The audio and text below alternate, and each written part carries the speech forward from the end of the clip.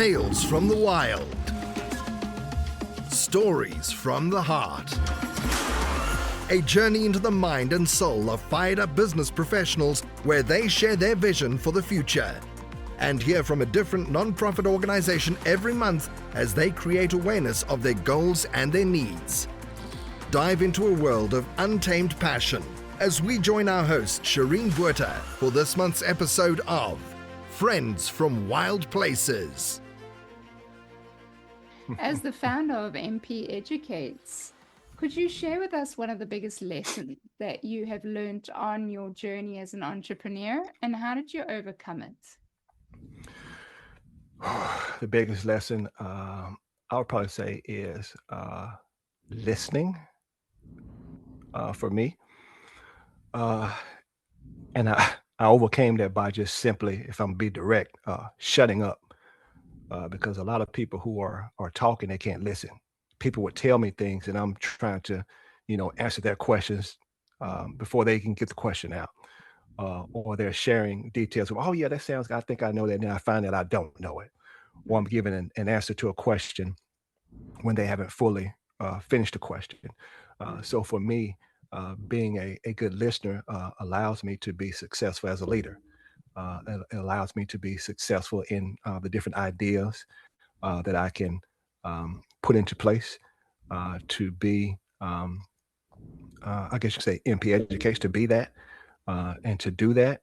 But listening, I think for me, has been a really, really big thing because you not only have to listen to the verbal things, but the nonverbal things, seeing what works, what doesn't work, being able to take mental notes and say, okay, let me not do that again. Or let me not try that again. Or maybe I do it this way next time.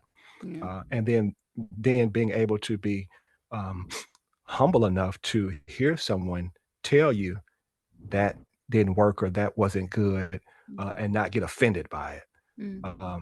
Especially when someone is looking from a different lens. They can see different than you because you're actually in it. So it's kind of hard to see in it when you're in it. But when someone is on the outside, they can say, hey, and especially if it's someone you would consider a trusted vessel, not just someone who says, oh, I can do that. You didn't do nothing. Or, some kind of critical thing that really doesn't matter, but someone who's like really critiquing you and giving you the truth of the matter to help you evolve. Listening for me has done it, and it continues to do it. Being able to listen, even to y'all. I know this probably doesn't go with when I'm saying when MP educates, but being able to be on this broadcast, on this podcast, how you all are conducting it, and the things that you're doing, and how you're, the questions that you're asking, and the way that you're flowing with it, and the way that you started off, and I pick up on those things. That's why I was sitting here not saying anything. I just pick up on those things because one day I'm gonna be the Shireen. One day I'll be the Dr. T, and being able to go forth and do it that way. So being able to listen helps me, and it's helping me. Listening. That's beautiful. What a beautiful journey, Michael. It's so funny. Only my students call me Dr. T, so you can call me Tanya. I tell them when they graduate, they can call me Tanya, but yeah. I got you. It's good. It's good. It's good. And I want to ask a question though, Michael. So it sounds like, your day-to-day, like you're, a father, a husband, you're in the ministry, in a funeral, the profession, teaching mortuary, you have your own business. How do you manage your time? Like time management is always I see that with the students, and they come in, they have, a lot of things on their plate. So how is it divided equally? I don't mean the family part. I'm just saying like the work aspect. Like how does your day-to-day flow? Like, are you teaching at school? Are you working in funeral homes? Or what does that look like? And even from your own business? Okay. So I've been asked that before, and I would always laugh when people ask me that because I never sit and think about, whoa, that is a lot going on. But I had one lady ask me that. She said, how are you doing all of this? I said, doing all of what? She's like, all the stuff that you just named. I was like, I said, I guess with the help of the Lord, and she started laughing. She's like, oh, okay. Then she's like, oh, so how do you, like, how do you break it all down? What are the, I said, well, so she made me think. I said, well, let me see what actually goes on. How do I do all this? I know it's the help of the Lord, but how do I do all of this? Um, so I had to learn to set boundaries, uh, what I can do, how long I can do it, what I can't do, when I need to do certain things, how I need to do it. Um, let's go, for instance, like with, we'll just use the three. We'll use funeral, educating, and ministry. So with the three, with the funeral side, I do the normal work, during the day, the 8 to 5 or whatever you want to call it. Do that during the day. While I'm doing that, those other two always present itself to me to educate or to share some way in ministry, whether it's just God bless you, ma'am, or thank you all for allowing us to help you. May the Lord be with you, during this journey. Oh, I'm so sorry to hear about your loss. Let me see if I can help you. So I'm ministering. Basically, ministering means just to serve. So I'm serving families while I'm doing the funeral industry, but I'm also educating them. Well, I think we should do this, and well, the reason why you don't want to do that is because of X, Y, Z. Oh, I didn't know that. Yeah, because if you do it this way, you end up this way. Okay, so being able, it's kind of a mix of all three for me. So it's like it doesn't stop. So when I have to go to like the roles as far as like on Sunday when we're ministering, it's just that, I'm ministering. But during the week, I'm reading, I'm studying, um, I'm spending quiet time with the Lord to be able to get, understanding, knowledge, and wisdom, so that I can continue to evolve in ministry as a pastor. So I got that portion. So what I was doing, I was actually would do the full-time job, and then I would go to the mortuary school and teach during the evenings. Well, it kind of got to be a little hectic. So I just started, instead of doing the in-class teaching, I started doing the clinical teaching. So they would just, when it's time for the students to get their embalmings done or their cases done for on the funeral side, um, they would know just to contact me. I'm like, yeah, I can take 3 right now. Sure. So they will be a part of my day, and it will make it easier where I didn't have to go there, but they could come, to me. So I'm teaching, I'm sharing, I'm showing them what they need to know. And while I'm doing that, I'm still doing, like I said, the regular full time, funeral work, and kind of taking them along the journey with me. So being able to uh, mesh it all together, it's kind of been helpful to me.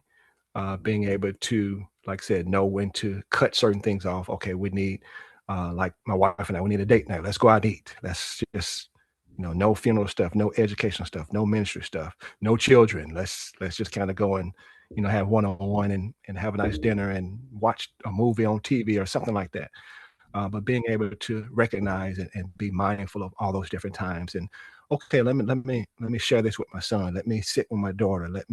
Let's watch a show together. And being able to, like I said, I guess you can say, have a mental mindset to know, like a mental alarm, to know, okay, right now let's not do that. Let's focus here. Okay, I can focus on 2 things at once, and let's do it this way. But being able to kind of wear all those hats at one time, it used to be very difficult, but now I would say it's a lot more easier. Mm. Yeah, Very Yeah. interesting. isn't it? I think Mhm. time management is so important. I mean, for all of us, such a life lesson to try and balance everything. And then you Mhm. think you're doing so many things in a day, and you think, okay, I'm full, I'm packed, I can't fit Right. anything else in, until you fit something else in. And then you're like, Correct. Wait, I thought I was full, but clearly I'm not, Correct. because now I've added a whole extra layer to my day. And you carry on like that and go, right, now I'm really full. I can't add anything in. You don't know how much you're capable of. That's true. Trust me, you say you have a full day, but if you know how to time manage, you'll be Hmm. pretty surprised how many things you can fit in a day. That's true. So that's lovely. Thank you for sharing that with us. Absolutely. We're listening to you, Michael, and if there's somebody out there that's also in a stage in life that wants to start something new, wants to start their own business, whatever the idea might be, right? Right. What advice would you give them to motivate, encourage, inspire? Like, what would you say to them right now? Gather, let me take that back. Know how much it's going to cost you before you get into it. So gather information first. Don't just jump into it. Be like, hey, I want to be a realtor. Well, you can't go out and get the job first until you take some kind of realtor type class, Um, being mindful that you need all the information that you can get before you start, launch any business. Learn all the stuff that you can learn, get all the understanding that you can before you even make a move to try to make something public or to step into, an ownership realm. You want to gather, I would say, gather as much as information as you can because it's going to be helpful to you when you do get in the position where you are the owner, you're the key person, you're the CEO, you're the go-to person, because you'll be able to fall back on what you've gained, what you know, Right. and you won't come up short because you actually took care of that portion in the beginning. So by the time you start evolving through, you have that's going with you. So every step that you take, you got that information, and not only get the information from the beginning, but continue to get it. So as you continue to go through the years, just like in funeral service and educational service and the ministry, as you continue to get, you should start developing an appetite to want to get more, Mm-hmm. so that you can know more and you can learn more and you can teach more, you can share more, you can be more successful. So get the information first, and then continue to get it. Yeah, Excellent. that's what I would share. Good advice. Good advice. Yeah. Thank you. That's so important. You know, I think when you have an idea is one thing, gather all the information you can is another, and you can always expect unforeseen expenditures. So if you have a little bit of savings tucked away, that's always very helpful. It is. To get your business up and running. It's going to cost you something. So try and have a little bit of savings somewhere to help you through that. But before I continue, I just want to jump in here with a Buzzsprout, just a little ad, a blurb, because friends from wild places, we use Buzzsprout as our platform for our podcast. So Friends from Wild Places is a place to share stories from other business owners and professionals. It's a safe space. So we feature nonprofits every month to try and make a difference or give a helpline to someone in need. So the question is, do you have a message you want to share with the world? Or maybe you think it'll be fun to have your own talk show or podcast. Podcasting it is easy, it is inexpensive, and it is a very fun way to expand your reach online. So if you want to start your own podcast, please go ahead and follow the link in the show notes. This lets Buzzsprout know that we sent you. It does help support the show. And the team at Buzzsprout really is passionate about helping you succeed. And it's super, super easy to get your podcasts out. You upload it to one platform, and you can find Friends from Wild Places on every platform that you get your podcasts on. You're going to find us. And we just have to upload it once, which is great. There's hundreds of podcast platforms out there. So go ahead, have a look at what Buzzsprout can do for you. So next question I have for you, Michael, is you've mentioned a nonprofit, because I think I just mentioned how we love to support a nonprofit every month. And so Yes. this month we want to support IHG. Now, I'm going to let you share with us hmm what is IHG? What do they do for the community? Where do we go to try and support them, and how do we support them? Go ahead, Michael. Okay. So IHG, that means in His Grace Ministries, IHG. That's the church my wife and I started, and we have different sections or different parts of the church. And this portion is called IHG Missions. And a lot of people donate, monthly or every so often, and we take a portion of that and we go out into, like I said, the streets of Memphis, Tennessee area, and we've actually started doing it. We prepare what's called the little bags, where it's has essentials in there for you. Toothpaste, toothbrush. We'll put maybe socks or t-shirt, underwear, things like that. We prepare the bags for men and women. And we do that, here in the Memphis, Tennessee area. But there are also other IHG partners or IHG congregants who live abroad in other um, cities and states where sometimes we'll send those packs to them so they can pass out in their cities. But we also put like a little card in there, just kind of like something just to encourage them, let them know that uh, we're thinking about them and we wanted to do this for them. Sometimes we'll put, well, not sometimes, all the time now, uh, we'll put cash in there because even though, you kind of teeter about, being mindful of, uh, I don't want to give a person cash because they're going to go and do drugs. Well, that doesn't have anything to do with the person who's giving. Uh, and it doesn't have anything to do with us who's giving because we know that we're giving from um, a generous place, a place of wanting to help and wanting someone to be sheltered or being able to get a meal.